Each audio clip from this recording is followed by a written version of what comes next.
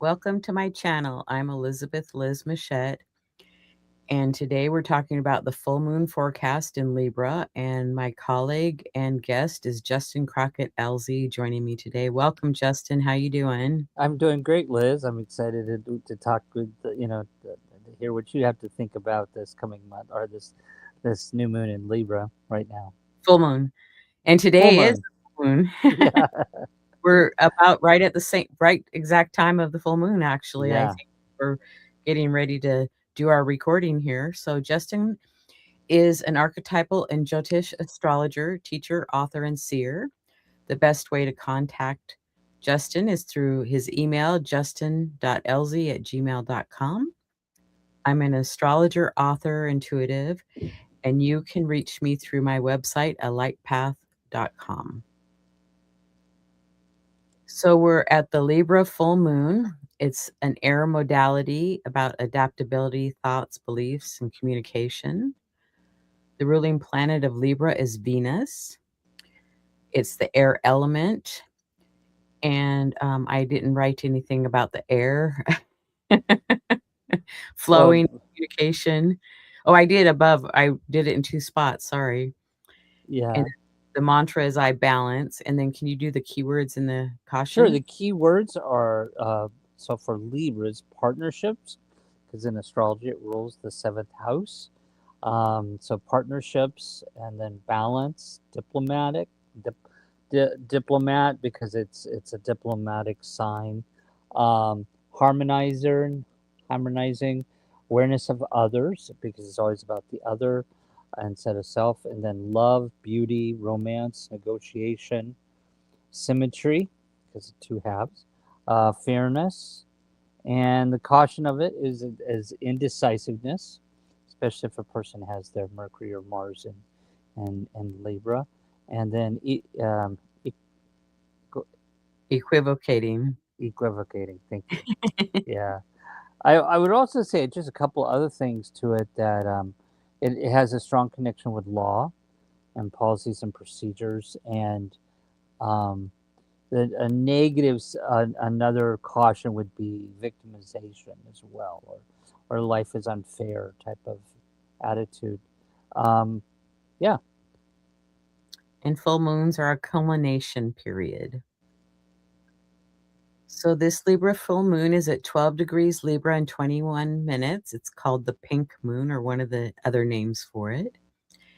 And aspects to the moon is a square to Jupiter in Cancer and Pholus in Capricorn, forming a grand cardinal cross. And then we have a quincunx to Mercury and Vesta in Pisces.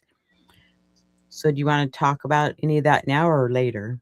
well, I think I know we're going to talk about the Grand Cross later, but I'd like to say something about that quincunx with Mercury invested because so for our audience, a quincunx it means it's like a imbalance. Something's imbalanced and has to bring back into balance. And the fact that this one is between the moon and Mercury, we could see with this moon, some people may feel a disconnect between heart and mind because Mercury represents mind and thinking, and heart is moon is the heart or emotions. So this would be one just to kind of think about. You look at all your options before you make decisions, and try to bring some balance between connection between heart and mind on this. What about you? What do you think about this I agree with chart? that. It might be hard to express what your emotions are.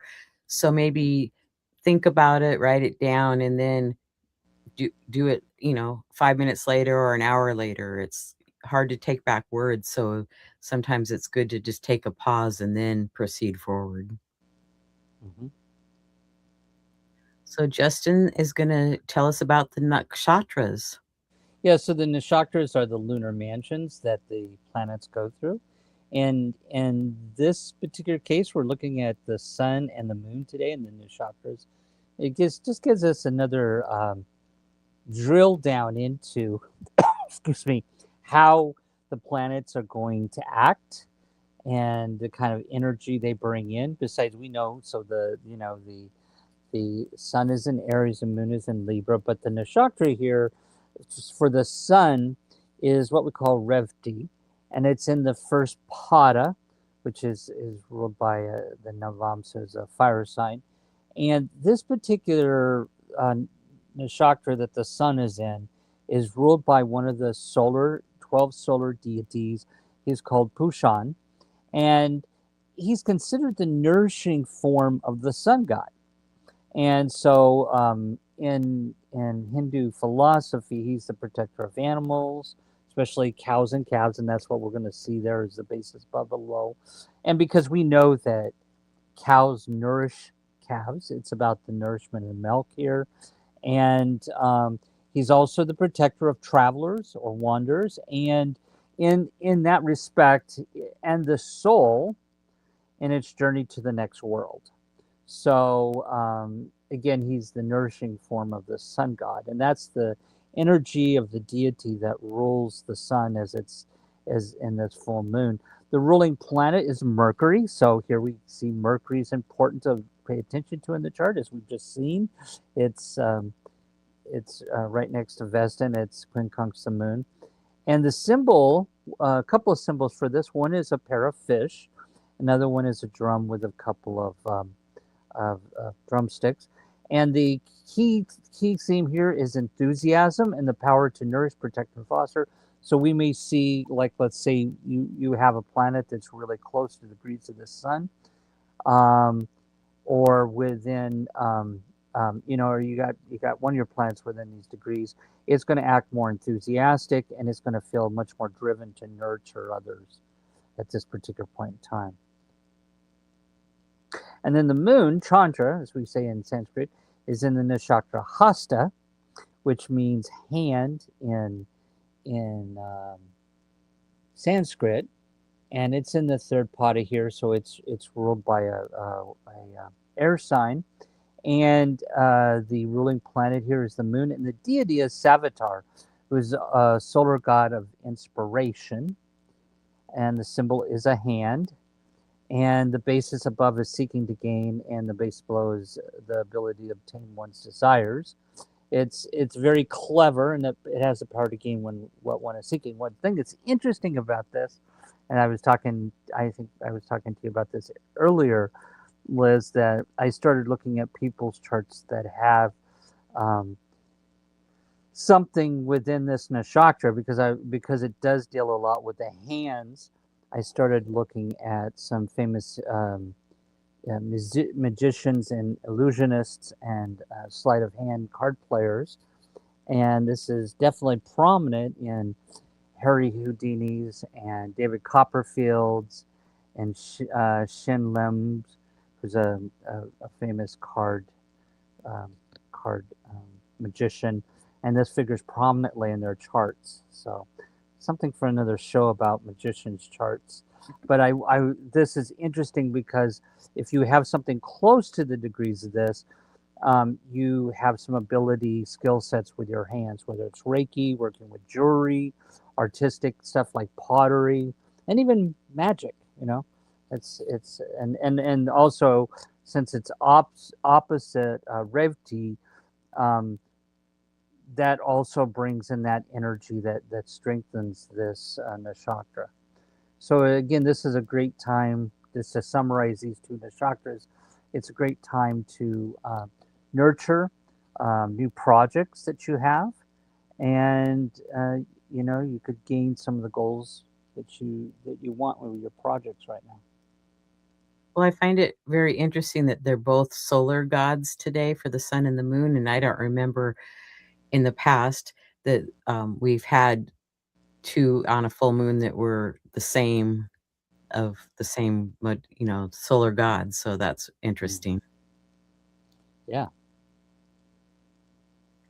So favorable activities this month for the full moon. Justin's gonna share those with. So based on these nakshatras, communications are really can be very positive, favorable activity right now. Transaction and dealing with goods or retail, psychology and dream work, spirituality and occult studies, travel, and artistic work with hands, pottery, jewelry, knitting, and etc. playing games, magic, and skills with the hands, laughter-inducing activities, organizing, and yoga. These are some favorable activities for this full moon period for the next few days here. Thanks for sharing that with us. Yeah. So now we're going to move on to the Sabian symbols, which were channeled in 1925 by Elsie Wheeler, and Mark Edmund Jones helped her. And there's one saying that kind of makes up a picture for each degree of the zodiac. And today we're doing the moon at 12 Libra and the sun at 12 Aries. And we'll do 3 degrees, the degree leading up to, the degree of, and the next degree. So can you start us off, Justin? Sure. So for the moon, what the energy coming into this is the Sabian is a professor peering over his glasses at his students. The theme here is around the transmission of knowledge, and so the key phrase is instruction. And then Libra 12 is miners are surfacing from a deep coal mine. And the keynote is the need to carry on in ever deeper levels, the quest for knowledge, which keeps burning the fires of the collective mind of a society. And the keyword is extraction. And then when it's moving towards Libra 13 is children blowing soap bubbles, and so this really just talks about young minds and dream of fulfillment. And so the keynote here, or the key phrase is imaginative play. And how would you sum these 3 up, Justin? Well, the first two talk about really the extraction of knowledge and the depth of knowledge and how to how to transmit knowledge or the importance of it. And then of course the last one talks about imaginative play, which is always important when it comes to teaching, and it's a way of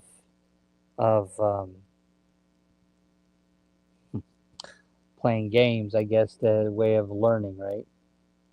Well, and it could be taking that knowledge and the learning and doing it a new way, or using it totally new. Right, absolutely. Being very creative with it. Okay, and then for the sun at 12 degrees Aries, the degree leading up to is Aries 11, the ruler of a nation. The keynote is power resulting from the format integration of the collective desire for order. And the key phrase is centralization of power. And then Aries 12 is a triangularly shaped flight of wild geese. And here we got, of course, again, an example of a mental image of universal order, something that's in nature that has a certain order to it always. Is that how geese fly? They're always in a geometric pattern. And so we have the principle of cosmic order here. And then Aries 13, an unexploded bomb reveals an unsuccessful social protest. And the keynote is immature evaluation of the possibility of transforming suddenly the status quo. And the key phrase is adolescent frustration. So how do you think you would sum these up? Well, this again is interesting because the first two really deal with the concept of that need for order and structure in life. The first one is about the collective desire for order, and the other one is about the universal order, that the cosmic order, right? So there's the human desire for order and how we have power. And the second one is that it's a natural reoccurring thing in nature and the cosmos. The third one, though, is about how the immaturity of power or this order, the immaturity of power and the wrong use of power and order. And I think that's what it's just a caution here, I think, about, nothing's ever perfect in life. There's no such thing as perfect order, right?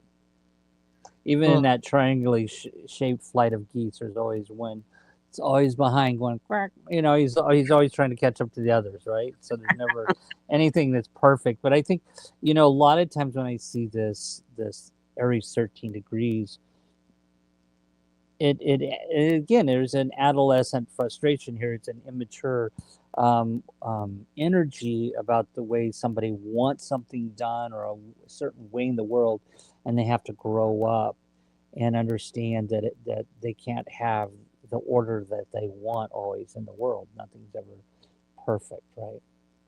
Well, and it makes me think of that the younger people are like, "Well, we don't wanna do it the same old way as the old generation, we want a new way."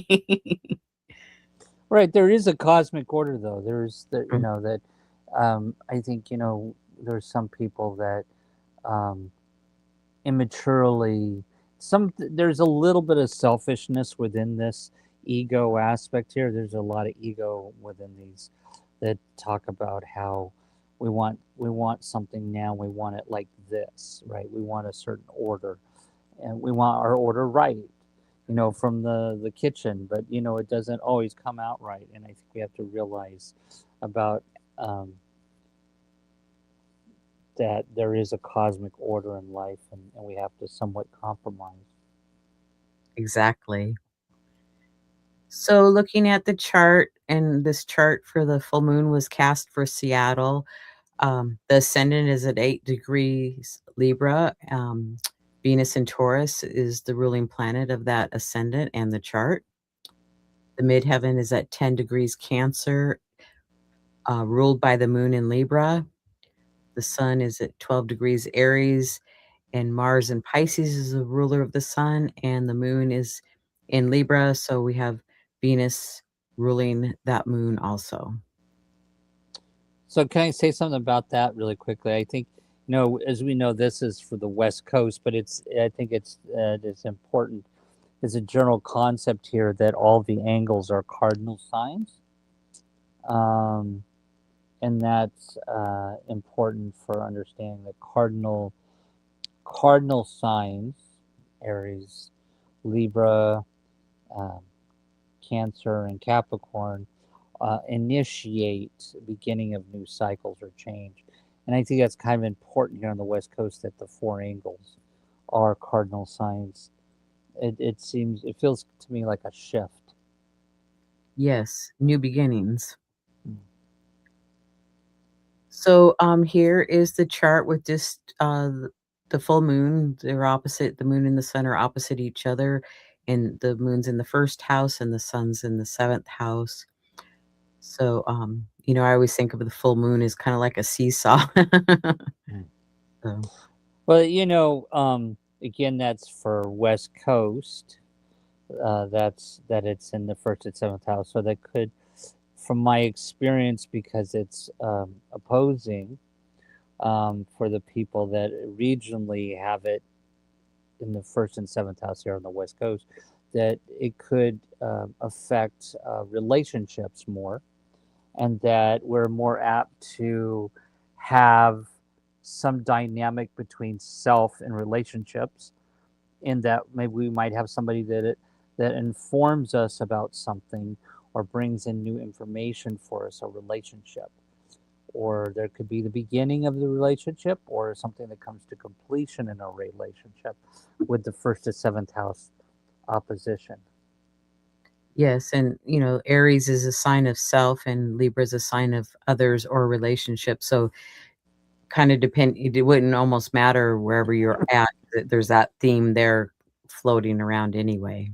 Right, exactly. It's just that I think it may be stronger on the West Coast because it is actually in the first and seventh house. Um, Absolutely. uh, So we have some other aspects here. We have the grand cardinal cross between the sun and moon are opposite, and Jupiter and Pholus are opposite each other. And they're in this chart for Seattle, angular on the angular houses. So they're in cardinal signs and on those angles, which typically are cardinal anyway, but it depends on your chart and what you're casting it for. But so I always think of grand crosses as being, like you're at the center, but you're kind of like you want to go this way and you want to go that way, and it's like you want to go in four directions at once, but you have to make a decision of which direction you're going to go first. What would you say about the cardinal cross, Justin? Well, it definitely, if you look at it, of course, it forms a T square on either side, that the moon and sun are forming a T square with Jupiter, and that's one half of the story, right? And then another half of the story is the sun and moon T squaring Pholus, so there's another story there. And then there's a story on this side, which is Jupiter, Pholus, and the moon interacting, and then there's a story on this side with the Jupiter, Pholus, and sun interacting. So it's four different stories going on here, or how it can express itself. I do feel that, and I think I was mentioning this to you offline. I think out of the cardinal cross, the one that the one story that really speaks to me is the Jupiter opposition with Pholus, because Pholus is one of the centaurs, represents sudden change, and it's been in one of the signs that you don't a lot of times like to have sudden change in, which is Capricorn, which is about structure. So this is about the upheaval of structure in our lives, and the fact that excuse me, that it's opposite Jupiter in biggest planet in the solar system in Cancer, which is a theme around families and tribalism and who we hang out with and who our families are. This seems to me that this is kind of indicative of a lot of the some of the polarization or change in tribalism that we're having in the world right now. To be honest with you, it's all around the world, and I think this is highlighting some level of, as you had on one of your prior slides, about completion of some change in the collective when it comes to our tribalism. Okay, that sounds good. And then we have Venus in Pisces square Juno and Pluto in Aquarius. And then Mars, Neptune, and Saturn in Aries are square to Hygeia and Gemini. Which one would you like to talk to first? Well, I think it's important that we have to realize we got two of the malefics that are close to one another here. Mars is about ready to hit Saturn, and this can bring in an energy of more power. We're going to go back to power here, and because of course Mars is about ready to move into Aries, and when it hits Saturn, and it's close enough to Saturn now that it brings in sort of the bull in the china shop type of energy. It's courageous, but because Mars is an activator, and that malefic Saturn, it can bring sort of a kind of a punching through the wall type of energy here. And the fact that it squares Hygeia, the sign of communications, I think it just highlights to be aware of our communications at this time with others. Um, and that's one reading of it I would look at. Well, and that Neptune between Mars and Saturn is besieged. So our dreams are, the dissolving, um, it's like it might be a really good time to plan, but don't act on it until that Mars passes Neptune, which, will take it Mm, maybe a week or so. So I agree. I it's like agree with that one. write it down and stuff, but it's like you might be a little unrealistic to put it into focus, or you might be dismissing a piece of information. Right. And then then we have Venus square Pluto and Juno. Yeah, the Venus there is, it's in Taurus there. It's in its domicile, and I think this is one that really jumped out to me too, because Venus represents our desires and affection, but it's being challenged here with Pluto saying, you got to, some things are going to change with your money, your resources. The price of gas is going to go up. You got to watch your money right now. And maybe we have to. It just feels like to me, one of the stories there that things are out that are more likely in our environment that we can't control right now. So we have to be a little bit careful of what our material desires are right now. Also, you could be an artist and you get some really quirky or amazing ideas coming in right now, revolutionary ideas with Pluto and Aquarius squaring Venus and Taurus, which is very sensual and artistic, especially with fashion and fabrics. Well, and with all these squares, it's like I would say that there's some changes happening and whether they're kind of below the surface and you're not aware of them, or if you are aware of them, it's just like be gentle with yourself and others and just kind of go with that flow because we're at what I like to say it's kind of like a crossroads. It's like maybe, you think you're headed this direction, but oh, maybe I'm going to take a detour and then you ended up in a better spot. Right, right. And because this is West Coast, and that Jupiter in that Folus or 10th to 4th house, this could be the time when um, some people may move for their job right now, or have some sudden changes in home structure, or some growth in their career.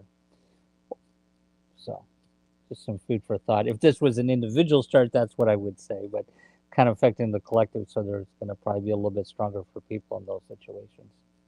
But I think a lot of people are moving, either closer to their kids or somewhere where it's more reasonable to live or where Mm, it's just easier. So, right. okay, so we have some other aspects here. We have a grand earth trine with the south node, Pholus and Venus in series. So, do you want to speak to that grand earth trine? Yeah. So again, I think this highlights what I was talking about before with the square between Venus and Pluto. Now we've got Pholus, which is breaking up the structure of something. It's a Earth grand trine, so it's an easy flow of information of easy flow of grounded energy. But Ketu, the south node, is a disruptor as well and a disconnect and brings change. Um, and because it is where it is, this could mean that sometimes we may be a little disconnected from or not aware of everything that's happening in our environment around our resources, and so it may be a little harder right now to be grounded because of Ketu and Pholus there. Uh, but I think it's possible to find some adjustments and creative change right now with our resources. Right, because there's this flow, and even though it's a flow, it doesn't necessarily mean for good or for not so good. It's just a flow. It kind of reminds me of that there's still some more change. I mean, it's just kind of reinforcing that change. Right. And then we have Jupiter in Cancer trine Mercury and Vesta in Pisces, and Uranus and Taurus trine Juno and Pluto in Aquarius. So, do you want to speak to one of those first? Well, I think the Uranus again, trining Pluto again highlights economics and changes in our resources outside our control. And because Juno is involved there, there may be some situations again with relationships where we may have to pay attention to our resources with our relationships, whether it's a relationship with job or business partners or life partners, and how we're or our children with money. And I think that I love the Jupiter trining Mercury. I do think that's positive for communications and family and with children. Well, thank you for sharing all that with us. And Yeah. do you have any other comments or we'll move Well, I on? was curious what you get out of the Jupiter Mercury triangulation there. Well, I would say communication improvements with family and friends, and that could be family of your choosing because it could be your neighbors even. I mean, if who you feel close to. So, Mhm. um, improving that and, maybe even uh, short trips or I mean, because Mercury does represent your neighborhood too, so it's your community. So maybe getting together with people that have a common interest and maybe doing a shared garden. I'll grow the peas and you grow the carrots, perhaps. And one other thing I would say about all the Earth going on here with the chart with the grand trine in Earth, and then Uranus and Earth. This could also be, from a positive standpoint, the time to make the leap to something that pays better, Mhm. because this does represent a needed change in our desires and our how we are dealing with things that bring us a sense of safety and security. Maslow hierarchy needs: food, money, housing, resources. So this can be positive change um, in something in our lives where we can be flexible and work with it and maybe get a new job or some increase. This can also be an increase in resources for the better. Thank you. So we're going to just touch on the lunar phase family or gestation cycle. It uses the 4 lunar phases: new, first quarter, full, and last quarter. Pesson discovered that these phases play out in 9-month intervals, and they're approximately at the same degree. So we're at the full phase. So the new phase began October 2nd of 2024 at 10 degrees Libra. So if you can remember back around October of 2024, what was going on, what did you start or what were you working on, and how has it progressed? This is always kind of a fun thing to reflect back on. Then the first quarter, where is an adjustment phase, July 2nd of 2025 at 11 degrees Libra. And now we're at the full phase, April 1st of 2026 at 12 degrees Libra. So, if you can remember what you started then, it's like, how is it manifested?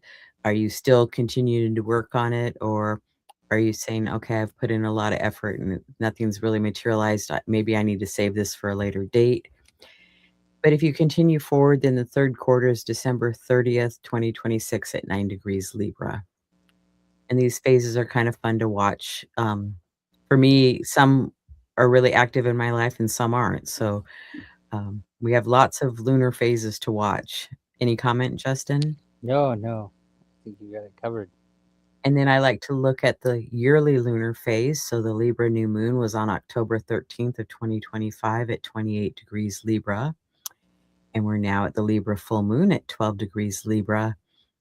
So perhaps you started something back in October of 2025, and what's it doing now? It's like, are you creating something? Has it worked out?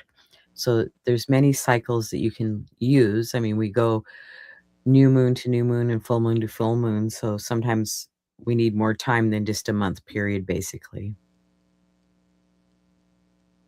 So, Justin, I want to thank you for joining me today. And I want to thank our audience for joining and our audience that come back and watches at a later date. We appreciate your support. And Justin and I are both consulting astrologers. We have newsletters and YouTube channels. So we appreciate your support, and give us a like or follow us. Justin, go ahead. Yeah. So again, as Liz has said, we're consulting astrologers, and the best way to get a hold of me is through my email, and you can also check out my YouTube channel. As a matter of fact, I do a couple of shows, and Liz is on one of those for New Moon, which you'll see on the next slide. And then Justin does the new moon outlook on Justin's YouTube channel, Astrological Yogi. So sign up and watch our show there. And there's an upcoming podcast weekly, and sometimes more than one each week. And then there's quite a few in the archives. I'm getting close to 200 shows now, so lots to go back and dig through if you want to watch, and we appreciate your support. And I want to thank our sponsor, Astro Peregrine Software, an astrology software for Mac and Windows. And you can find out more information at astroperegrine.com. And Justin, thank you again for joining me. I so appreciate it. And I look Yeah. forward to having you on again soon and being on your show. All right. Well, have a great, happy full moon. And happy April Fool's Day. It's almost over, but Yeah. thanks for joining me. And Exactly. we're going to say goodbye for now, and we'll see you next time.